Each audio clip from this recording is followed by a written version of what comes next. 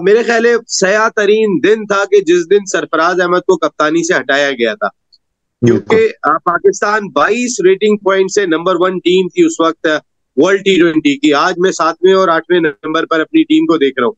सरफराज के जाने के बाद मैंने एक मरतबा भी अपनी टीम को नंबर 1 टीम नहीं देखा।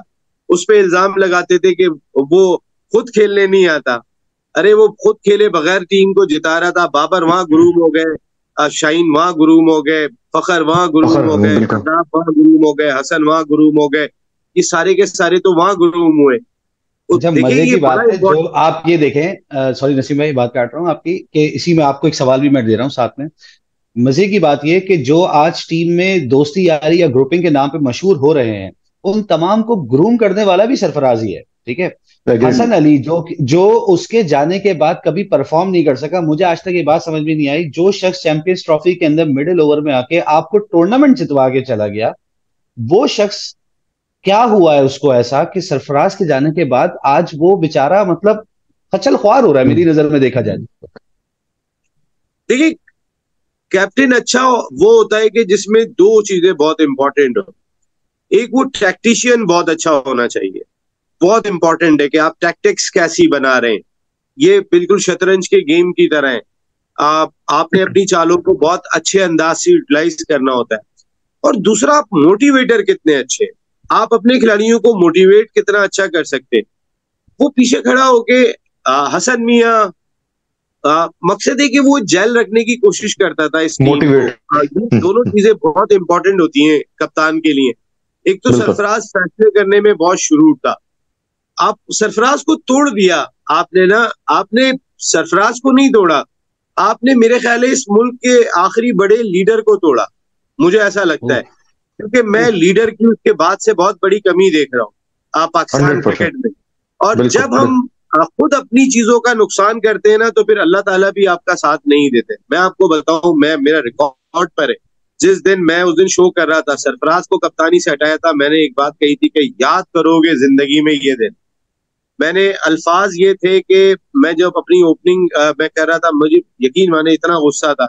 मैंने कहा ये दिन याद करोगे, तुम्हें याद आएगा कि एक शख्स जिसने तुम्हारी क्रिकेट को इतना संभाल के रखा हुआ था, तुम किस अंदाज से उसको रुखसत कर रहे हो। क्योंकि फिर उसके बाद हमने देखा दोस्ती यारियां बाबर ने इतनी ज्यादा कर ली कि उसके बाद उन्हें उन दोस्ती यारियों को बचाने के लिए बहुत सारी चीजों में एज ए लीडर आंखें बंद करना पड़ी कि किस स्ट्राइक रेट से बैटिंग करें या नहीं करें।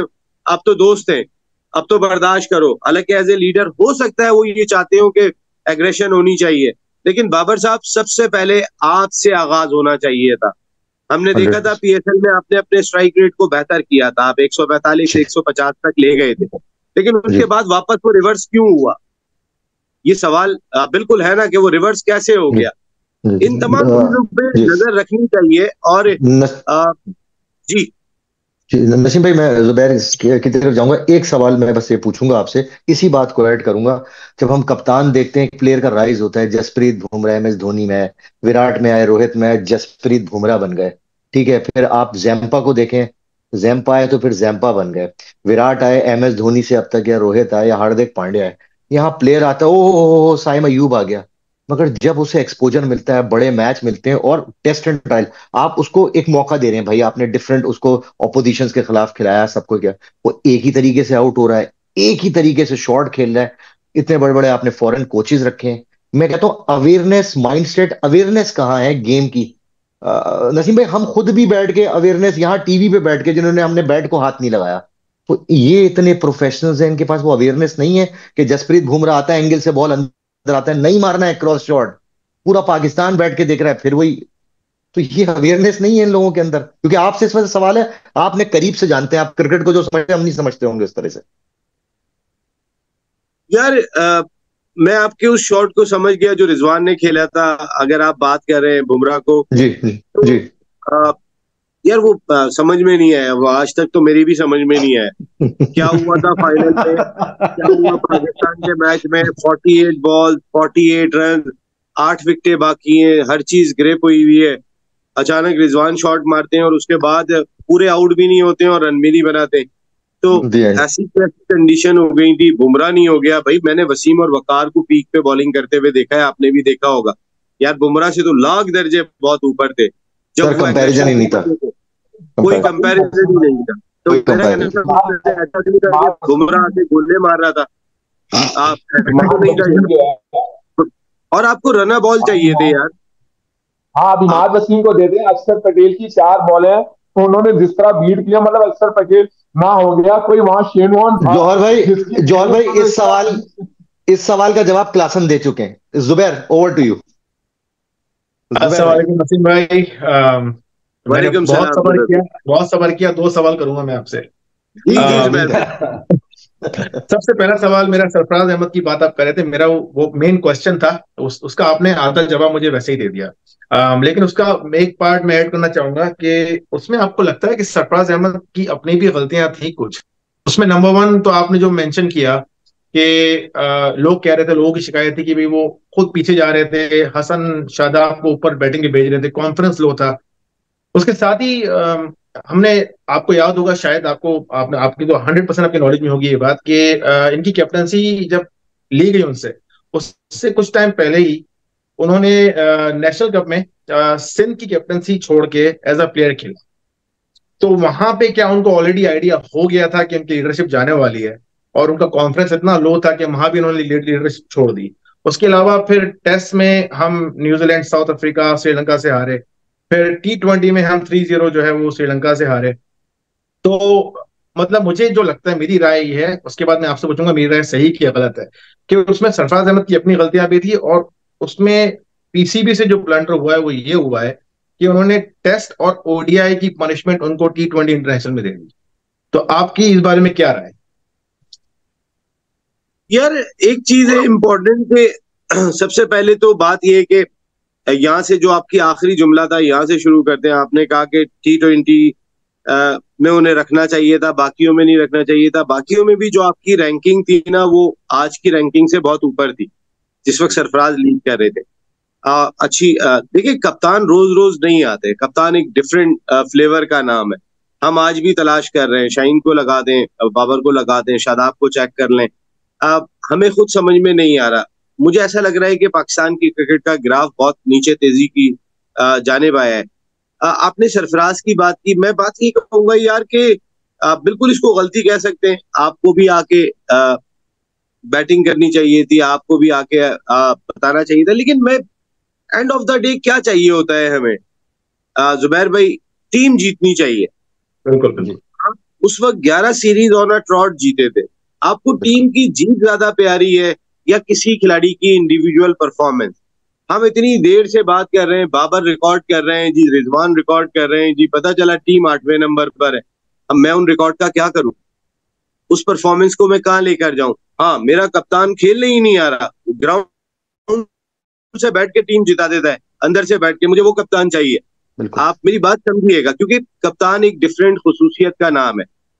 जीतती हुई टीम के कप्तान को कोई नहीं हटाता, और अगर सिर्फ अना की वजह से या अपने कि भाई मैं वहां, हालांकि मैं आपको एक बात बताऊं, गलत इस्तेमाल किया गया यहाँ पे खान साहब का नाम, कि उनकी वजह से सरफराज को कप्तानी से हटाया गया। मैं बिल्कुल आपको सच्चाई से बता रहा हूँ, ये मुझे पता चला था कि ये तो वो शाह से ज्यादा शाह के वफादार एहसान मानी और वसीम खान, इनका फैसला था। ये अपने दिमाग में बसा के बैठ गए थे कि बस ठीक है, अब तो कप्तानी से हटा दो, उन्होंने बोला था, और हालांकि ऐसा कुछ भी नहीं था। फिर उसके बाद बाबर आजम को कप्तान लगाया, तो फिर हमने देखा खान साहब के भी स्टेटमेंट आए थे कि मैंने लगा दिया। जिस वक्त एक आध कोई सीरीज जीते थे, उन्हें आगे का टाइम का पता नहीं था कि क्या करने वाला है आपका बाबर आजम। तो मेरा कहने का मकसद ये कि सरफराज यार उस वक्त बेहतर चॉइस थी, सरफराज की क्रिकेट बाकी थी। सरफराज को आहिस्ता आहिस्ता, मैंने कहा ना कि आपने तोड़ा, और आपने कहा कि सीरीज हारे। देखिए, हमारे सिस्टम को आप समझिएगा, मैंने कहा ना 28-30 साल हो गए यार जर्नलिज्म में, और मैंने बड़े खिलाड़ियों को जो है वो पहले बड़ा पुख्ता ग्रुप देखा है, जैसे अपना ये ग्रुप है कि सोचना भी मना है। मैंने बड़े बड़े तगड़े ग्रुप देखे, उसके बाद उन्हें टूटते हुए देखा है। तो ये ग्रुप भी टूट गया, ऐसा नहीं है। ग्रुपिंग उस वक्त भी सरफराज के खिलाफ, क्योंकि सरफराज वो जरा डांट दिया करते थे, चीर दिया करते थे। तो जब ये खिलाड़ी थोड़े से बनना शुरू हो गए ना, तो उन्हें वो बात बुरी लगना शुरू हुई। तो कहीं ना कहीं थोड़ी सी उनके अंदर भी सरफराज के हवाले से एक रेजिस्टेंस आना शुरू हो गई थी, लेकिन उससे पहले सरफराज को चेंज कर दिया गया। जी सर, दूसरा आपकी बात को मैं कंटिन्यू करूंगा, leaders are born, they are not made. और सरफराज जो था वो बॉर्न लीडर था, और Babar Azam unfortunately I don't think he has the leadership skills. अच्छा, अब दूसरा सवाल मेरा आपसे ये है नसीम भाई, हमारे पास एक टाइम पे हमारी बॉलिंग ऐसी थी कि जो है दुनिया रहती थी। हमारे पास सरफराज नवाज, हमारे पास इमरान खान, वसीम अकरम, यूनुस खान, शोएब अख्तर। स्पिनर्स में हमारा सकलैन मुश्ताक, मुश्ताक अहमद, अब्दुल कादिर, इवन आफरीदी, हफीज। वो ऐसे बॉलर से जो आपको बहुत अच्छी विकेट्स निकाल के देते हैं। जब बॉलिंग पे आते तो हमको मालूम पड़ता था कि विकेट निकलेगी, रन रोकेंगे, विकेट निकलेगी। अब हमारी पास बॉलर्स हैं, शाहीन है, हमारे पास नसीम है, हमारे पास रऊफ है, हमारे पास पीछे वसीम जूनियर, काफी बॉलर्स आ रहे हैं। लेकिन अब मुझे जो लगता है, मेरी पर्सनल ओपिनियन ये है कि हमारे पास वो बॉलिंग नहीं है कि दुनिया हमसे डरे। हमारे पास टैलेंट है, लेकिन स्किल सेट हमारे वीक हैं। हमारे आप दूसरी तरफ आप देखिए, इंडिया जो है वो बहुत आगे जा रहा है, हर फील्ड में आगे जा रहा है। वो चाहे बैटिंग हो, चाहे बॉलिंग हो, चाहे फील्डिंग हो, उनकी कोचिंग हो, उनकी कैप्टनसी हो, उनका डोमेस्टिक स्ट्रक्चर हो, हर चीज में वो आगे हैं इस वक्त। तो क्या वजूहत हैं कि हम इस वक्त जो है बॉलिंग, जो हमारा एक बहुत बड़ा असासा थी, वो इतना वीक हो चुकी है, और इंडिया उसमें आगे जाता जा रहा है, आगे जाते जा रहा है। उनके पास मजीद पीछे और भी बॉलर्स आ रहे हैं, और उनका डोमेस्टिक आप उठा के देखें, उनके पास बड़े बॉलर्स अभी भी आ रहे हैं, और उनकी बेंच स्ट्रेंथ भी बहुत मजबूत है। तो आपको क्या लगता है कि पाकिस्तान कहाँ लैग कर गया और इंडिया कहाँ डोमिनेट कर गया? यार, हमारी डोमेस्टिक क्रिकेट को बेहतर करने की जरूरत है। इंडिया ने अपनी डोमेस्टिक क्रिकेट को बहुत बेहतर किया और कॉम्पिटिटिव किया।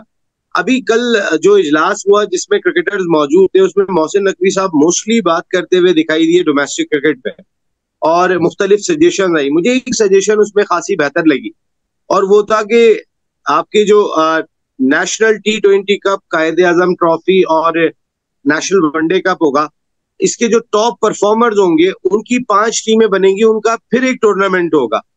तो हमारी कॉम्पिटिटिव क्रिकेट को और कॉम्पिटिटिव करने की जरूरत है, मुझे ऐसा लगता है।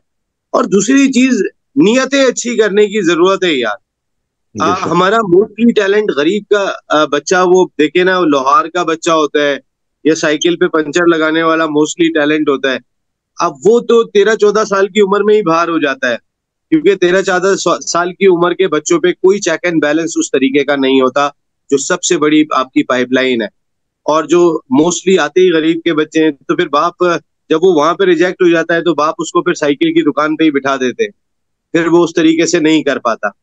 तो जहां पे आपको प्रॉपर चेक एंड बैलेंस रखने की जरूरत है, वहां बड़े नाम रखें, वहां ऐसे नाम रखें कि वो सिस्टम में अच्छे लोगों को डालें, अच्छे बच्चों को डालें कि जिनमें जरासीम नजर आ रहे हो, जिनमें इंटेंट नजर आ रही हो कि कुछ ऐसा करने की हो। और ऐसी जगह पे आप चेक करने के लिए जावेद मियादाद को भेजें, ऐसी जगह पे चेक करने के लिए आप शुएब अख्तर को भेजें, ऐसी जगह पे आप चेक करने के लिए यूनुस खान को भेजें। मैं इन खिलाड़ियों के आपको नाम लेता हुआ दिखाई दे रहा हूँ कि मकसद है कि जिनकी अपनी भी एक बड़ी एक तगड़ी किस्म की क्रेडिबिलिटी दिखाई दे रही हो। नसीम भाई, एक चीज मैं इसी बात को सेकंड करूंगा। ये जो अब जो आपने इतनी क्रिकेट कवर की है, माशाल्लाह माशाल्लाह, इतने सालों से, वसीम भाई हो गए, वकार भाई हो गए, शोएब अख्तर, यूनुस, इंजी भाई, यूसुफ, बासित भाई, ये करेक्टर थे। मतलब मुझे ऐसा लगता था ये अपनी ही फील्ड में पीएचडी करके, मतलब नॉलेज असेसमेंट, अगर आप स्पिन को खेलने हो तो अगेंस्ट द स्पिन, रफ में बॉल पड़ रही है वहां से खेलने, जावेद भाई, सईद भाई, इंजी। सॉरी टू से नसीम भाई, ये जो मैं क्रिकेटर्स पाकिस्तान के देखता हूँ ना, इनमें वो दम करेक्टर नहीं है तो 90s में था, यूनुस भाई में था, यूसुफ में 2000 में था। वो दम हिट, मुझे ऐसा लगता है जब इंडिया के खिलाफ भी मैच होता है उससे, कि डरे सहमे से आते हैं, वो डरते नहीं थे। हालांकि तेंदुलकर, द्रविड़, लक्ष्मण वहां भी थे, वो उड़ा दिया करते थे। ये जैसे कि डरपोक से प्लेयर नहीं होते, जैसे जैसे कि आज डरे सहमे से हैं, या अपनी एबिलिटी पे बैक नहीं करते, या इनको कॉन्फिडेंस लेवल नहीं है, ऐसे लॉस्ट हैं ये सब सबके सब। गट्स नहीं है सही। यार, आपको याद होगा जो एग्रेशन आप देखा करते थे, घूरने वाली, वकार यूनुस की, शुएब अख्तर की, वसीम अकरम की, घूरी कराने की जो होती थी, वो जो एक जिसको हम कहते हैं घूरी कराना, जाके कुछ कह के आना, उन पे जचता था। ये जब करते हैं ये वाले बॉलर, ये लौट जाके करती है, तो मुझे लगता है कि वो उनको कहता होगा चल भाई चल चल, जा गेंद करा जाके। वो चीज आ नहीं पा रही, वो करंट नहीं आ रहा, उनको भी करते थे कि चलो ये जाओ, वो और आंखों में चले जाते थे, वो उससे क्या क्या ऐसे करते हुए और अंदर चले जाते थे। वो मकसद है कि ये टैक्टिक्स बहुत इंपॉर्टेंट है, इन टैक्टिक्स को समझने की जरूरत है। और आदमी अपनी चीजों को जब बेहतर करता है जब खुद मेरिट पे फैसले कर रहा हो, उस वक्त तमाम चीजों को बेहतर अंदाज से सोच सकता है। जब उसके लिए 16 खिलाड़ी बराबर हैसियत रखते हो, अबरार में और शादाब में फर्क ना हो, उसी वक्त आप ये काम करते हो। आपकी दोस्ती यारियां ना हो, कि आपके ऊपर सिर्फ दोस्ती यारियों की बात लग रही हो। जब आपको अपने दोस्तों को बचाने की फिक्र रहेगी तो टीम को बचाने की फिक्र तो पीछे चली जाएगी। तो इस चीज का बड़ा ख्याल करने की जरूरत है। और फिर आप अपने आप को सुधार ही जब ही सकते हैं कि जब आप अपने हर फैसले को मेरिट पे ले जाएं, इंसाफ करने की कोशिश करें। जो भी कप्तान हो, आप यकीन करें कि वो अपने तौर से इंसाफ करे कि मैं सच बोलूंगा और मैं अपने अंदर अपनी तरफ से कि मैं पूरी ईमानदारी का फैसला करूंगा, मैं हल्फिया अपने आप, और उसके बाद उसको अल्लाह भी मदद करेंगे। थोड़ी हिम्मत तो करो यार, बहुत जरूरत है। बिल्कुल ठीक हो गया जी। जौहर भाई, साजिद भाई, जौहर भाई, बस जौहर भाई का मैच चल रहा है यार, उन खिलाड़ियों को तो देखने तो ये तो हार ही रहे साले। नसीम भाई यही आ जाए टीम में हमारी। ये बताया मुझे कि आपने चैंपियंस लीग का बताया, याद है आपको आपके प्रोग्राम में मोहम्मद यूसुफ भी थे और बैठे हुए थे और यूनुस खान थे, और मैंने प्रोग्राम में आके सवाल किया था, मैंने कहा आपके खिलाफ कुरान पे हलफ लिया और बताएं वो कौन लोग थे, क्यों था, क्या मसला था ये वो। तो यूनुस खान ने बॉल जो है वो लेफ्ट कर दी। उसके बाद फिर वहीद खान के प्रोग्राम में यूसुफ आए, मैंने फिर वही सवाल किया, उन्होंने भी आए बाएं ट्राई कर दिया। आज मैं देख रहा था मैच ना, ये सारे वही प्लेयर्स नहीं थे जिन्होंने यूनुस खान के खिलाफ कुरान पे हलफ उठाया था कि आइंदा कभी इसकी कैप्टनसी में नहीं खेलेंगे। अगर बाबर आजम आपके इस वर्ल्ड T20 में कप्तान नहीं होते, अम्माद वसीम कप्तान होते, तो इनकी दोस्ती भी हो जाती और मामलात भी सही रहते। हमारे यहाँ थिंक टैंक बेहतर फैसले नहीं करता।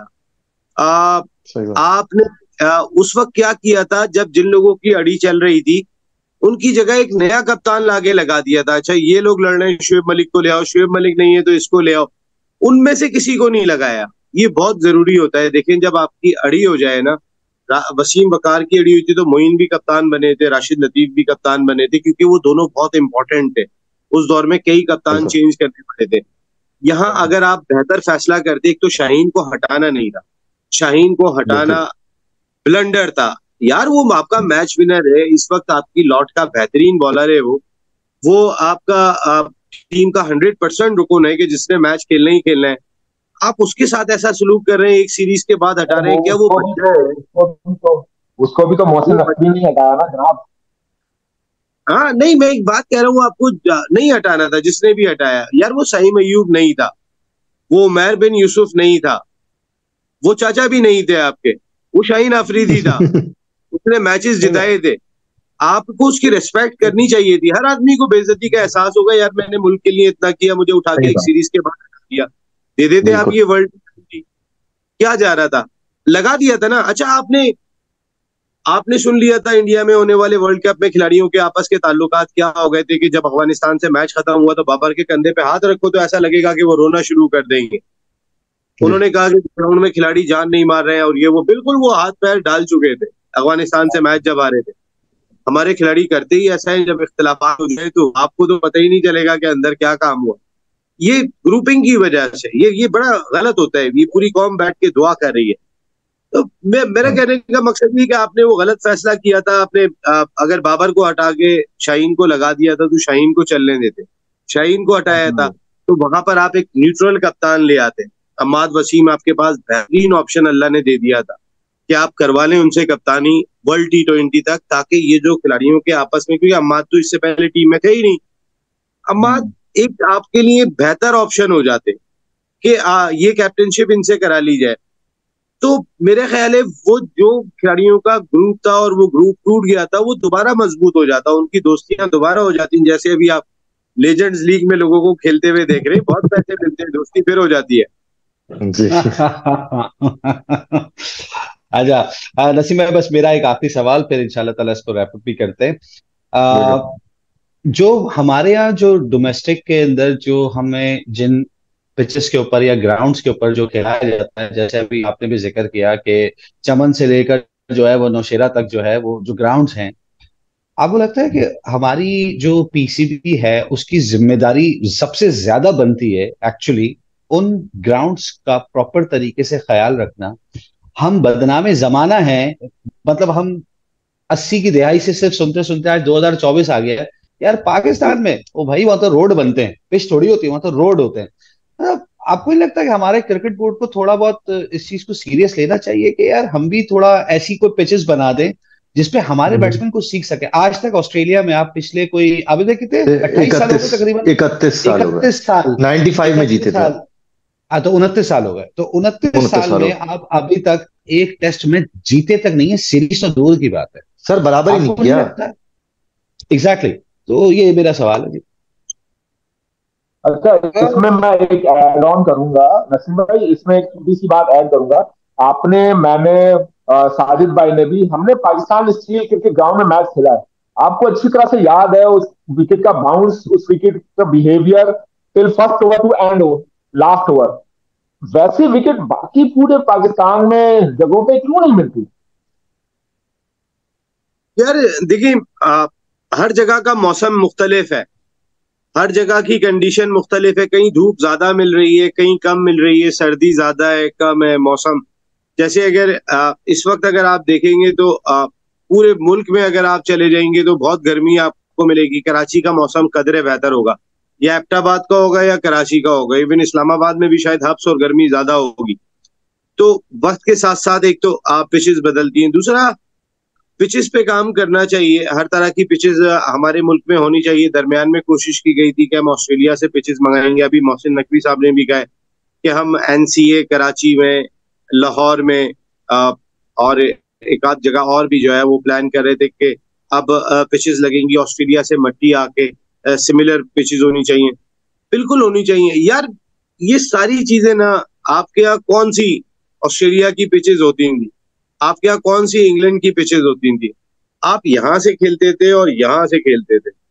आपका सिस्टम बहुत तगड़ा था, आपका सिस्टम बहुत स्ट्रांग था। ऑस्ट्रेलिया तो बात नहीं करता कि हमें टूर पे जाना है, इंडिया की पिचेस मंगाएं या पाकिस्तान की पिचेस मंगाएं, आप मट्टी मंगाएं, हम ही बात करते हैं। इंडिया ने तो कभी भी कोशिश नहीं की। अगर मंगाई होगी तो खामोशी से तैयारी कर रहे होंगे, मंगा के काम भी कर लिया होगा। हमारे यहाँ तो बाकायदा तौर पे एग्रीमेंट हो जाते हैं। एक बात करती, शेडो टूर्स भी इंडिया के बहुत होते हैं। इंडिया ए पहुंचा हुआ, ऑस्ट्रेलिया, साउथ अफ्रीका, इंग्लैंड, उनकी नेशनल टीम के साथ, तो वो बड़ा हेल्प करते हैं। कोई अच्छा लड़का लगता है तो उस बंच में से उठा लेते हैं। जब अभी ऑस्ट्रेलिया जा रहा है तो उनका शेडो टूर भी है इंडिया का। हमारे यहाँ नहीं होते नसीम भाई ये सारे इस तरह के टूर्स।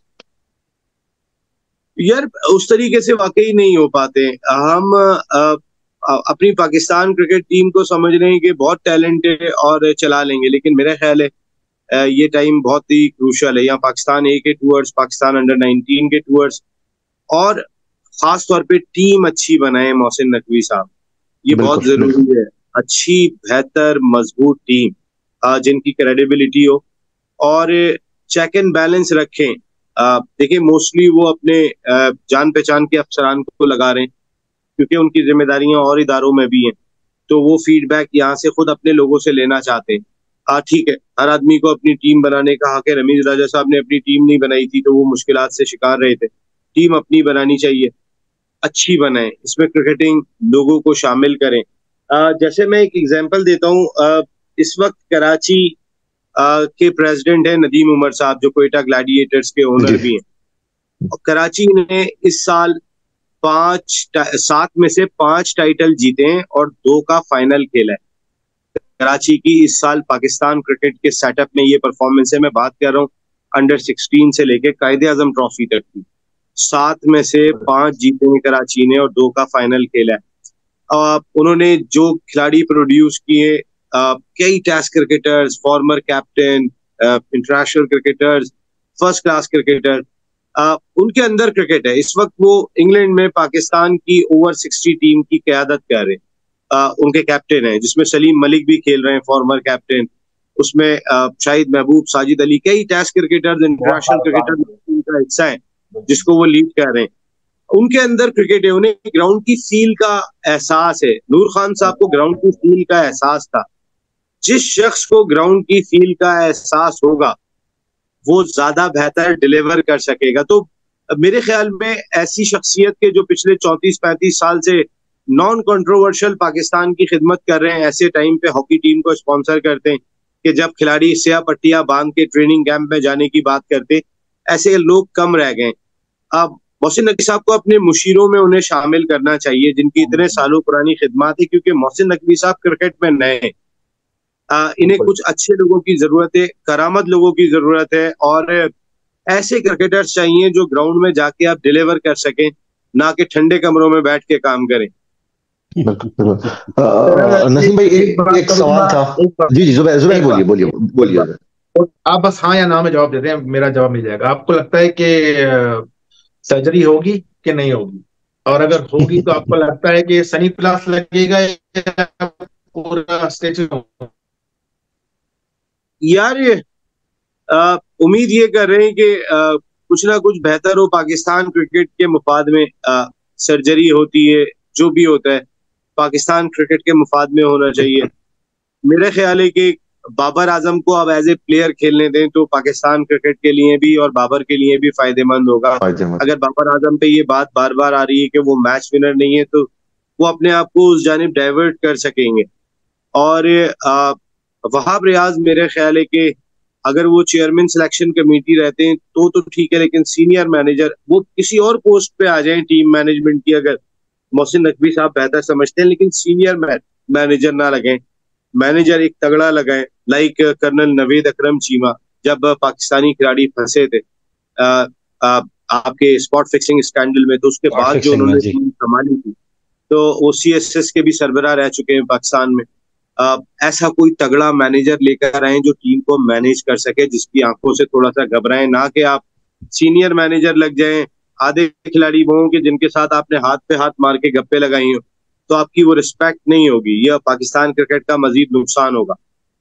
नसीम भाई एक सवाल बस करूंगा, उसके बाद फिर रैप अप की तरफ जाएंगे।